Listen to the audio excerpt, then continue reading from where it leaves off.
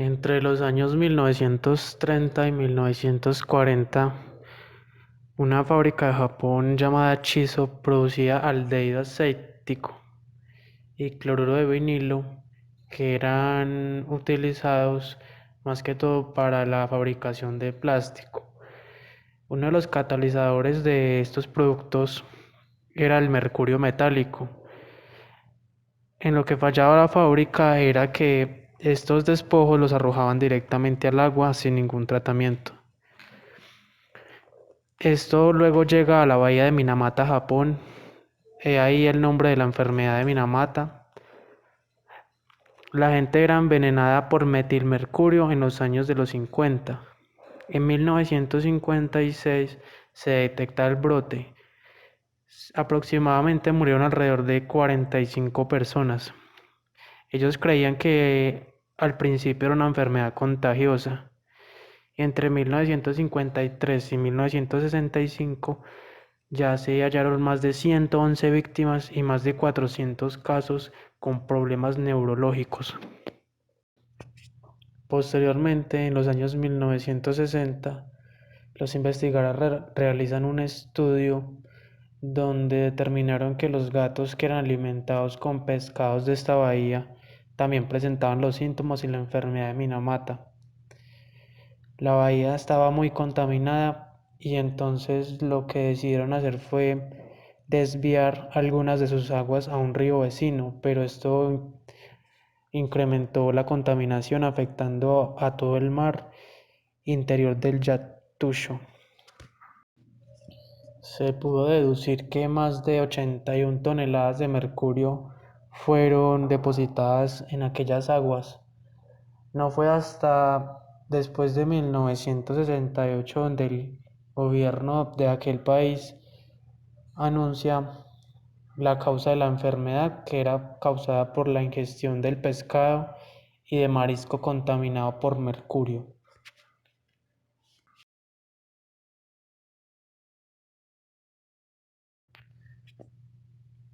Los alemanes Hans Tropsch y Franz Fischer crean un método mediante el cual obtienen combustibles de alto octanaje como lo son la gasolina, queroseno, entre otros, a partir del monóxido de carbono e hidrógenos gaseosos.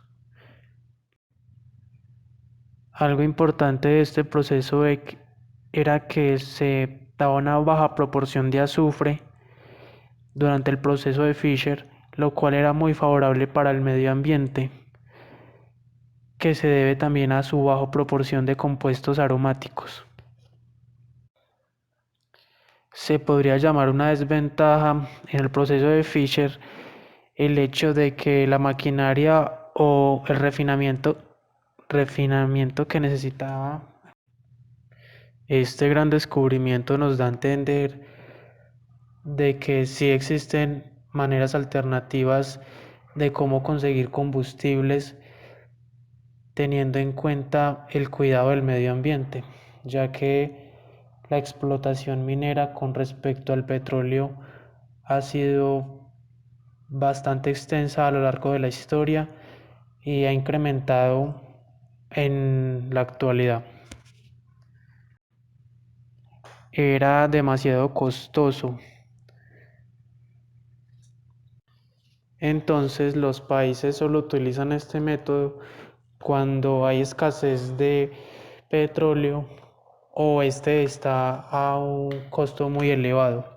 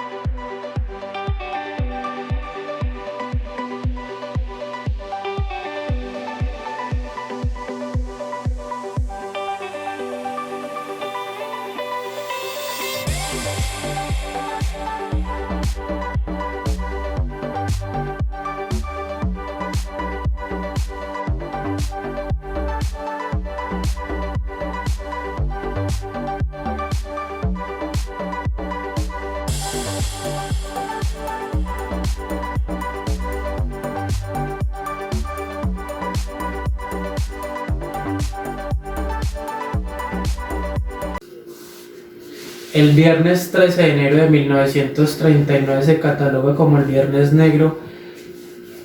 En la capital de Victoria, Australia, se crea uno de los incendios forestales más grandes en la historia de la gran isla, causado por una enorme sequía por la que pasaba la isla de Australia.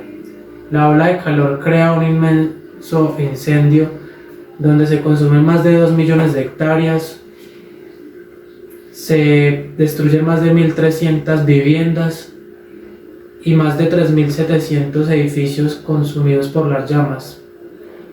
Se habla de 71 víctimas fatales y más de 2 millones de animales. La ciudad de Victoria arde en más del 70%. Todo eso también se debe al mal manejo de los recursos, fuego doméstico y poca conciencia humana con respecto a la vida ambiental.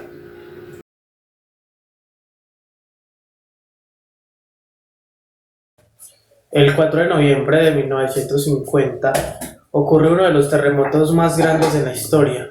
Este se produce en el noroeste de Siberia, Rusia, con un epicentro marino a 30 kilómetros de profundidad, causando un tsunami. Este fue de 9 grados en la escala de Richter. Fue registrado por todas las estaciones del Océano Pacífico. Las olas alcanzaban hasta los 15 metros de altura. Las olas llegan a Chile en la madrugada del 5 de noviembre. Se puede evidenciar lo gigantesco que fue el tsunami que recorrió todo un océano entero. Ha sido el terremoto más grande en Rusia y el quinto a nivel mundial. En pérdidas provoca más de 2.336 muertes humanas y hasta $1 millón de pérdidas en ganado.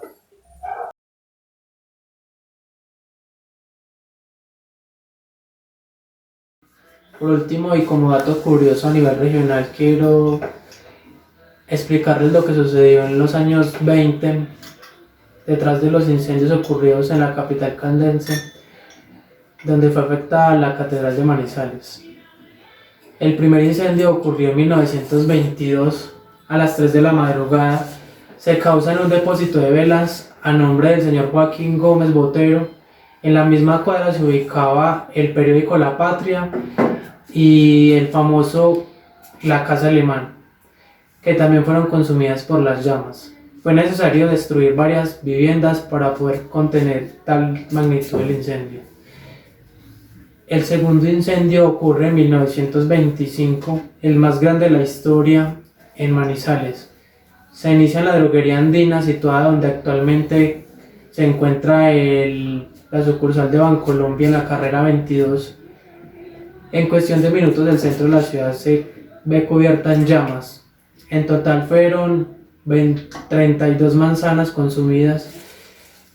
Lo único que se salva en aquel entonces es la alcaldía municipal y la catedral de madera. Finalmente, para extinguir el fuego se hizo uso de la dinamita, ya que no contaban con los recursos ni personal de bomberos. El tercer incendio ocurre un año después, en 1926. En la madrugada, en este incendio, lo que era el centro social y la catedral de madera quedan bajo las llamas. Pérdida total de 3 manzanas de la capital caldense. Ya la ciudad contaba con cuerpo de bomberos y pudieron contener más fácil el incendio.